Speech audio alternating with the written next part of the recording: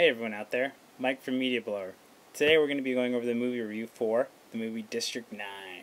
So, what's the final consensus? Is it worth the money? Worth the $10?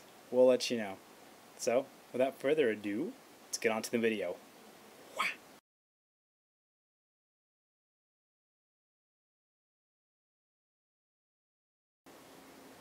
Right, so without giving too much away, let's go ahead and start with a brief introduction into the actual storyline of the movie District 9. So initially we start off with a group of stranded aliens over the city of Johannesburg, South Africa. Couldn't be more random, right?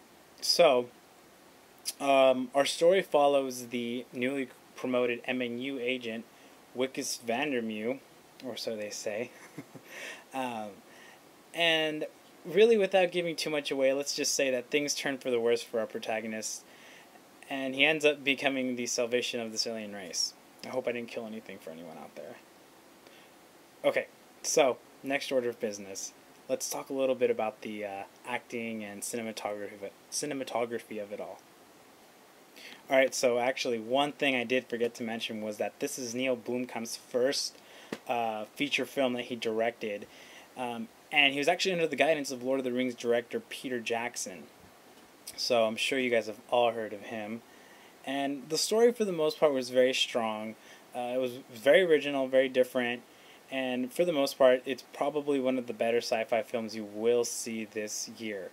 Now, that being said, that doesn't mean it's for everyone out there. So, ladies, if you really don't like sci-fi films, this is probably one of the better ones to go see. And that's saying a lot. So, anyways, let's go on to talk about the acting.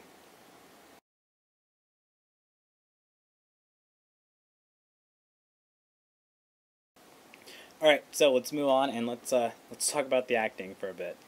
Overall, it was satisfactory. It wasn't really amazing, so to say. Again, the film didn't play out like a film such as Lord of the Rings, so you're not going to really find too much in-depth acting. However, for the most part, the character of Wikus, or Vicus, as they pronounce in the movie, he played him pretty good. Played him pretty good, actually, and I actually personally didn't find myself liking the character very much, just out of personal preference. However, he did bring out the quality that the director was trying to bring out overall, and that was to show that humanity is flawed, and that we are only human. We do overreact, and that's something I think he did very, very good. Now, do I think he's going to win an Academy Award? Probably not. However, the supporting actors were okay. I mean, you'll probably forget them. I mean, I could mention them, but you would probably forget their names too. So, nothing too special happening there. Really, the overall driving force was the character Vicus, who Sharto played very, very well for the most part. And so, that's for the most part does it for the acting. There wasn't too much happening there. I mean, it's really hard to describe how the aliens' acting was since you can't really compare it to a standard. So, pretty much it all relied really on Sharto. So, let's move on to cinematography.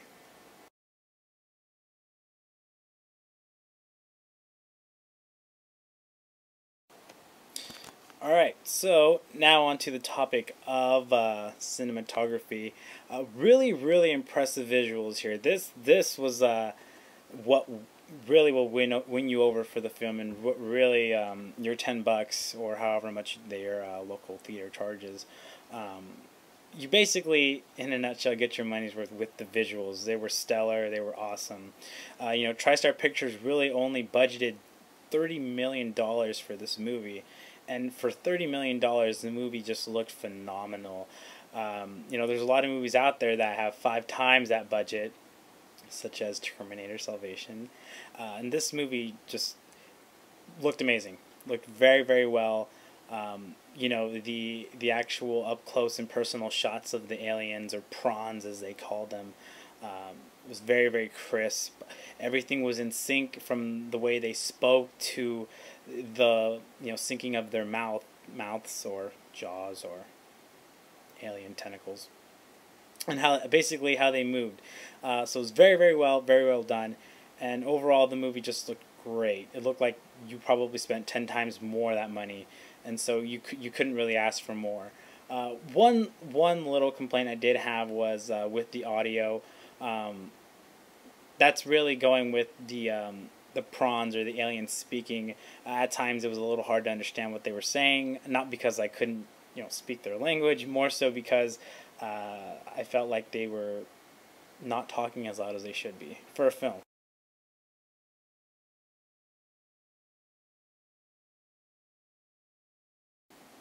So kind of just to wrap things up here, story was very well done. It was very original, and I thought it was executed very well. Now, as far for the acting, could it have been better? Maybe.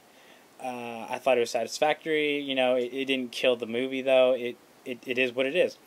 However, moving on to the real deal breaker, which was the cinematography and the special effects, those were just stellar and out of this world. You really get a feel for these aliens. They look very realistic, and it just integrates with the film in a very, very well manner.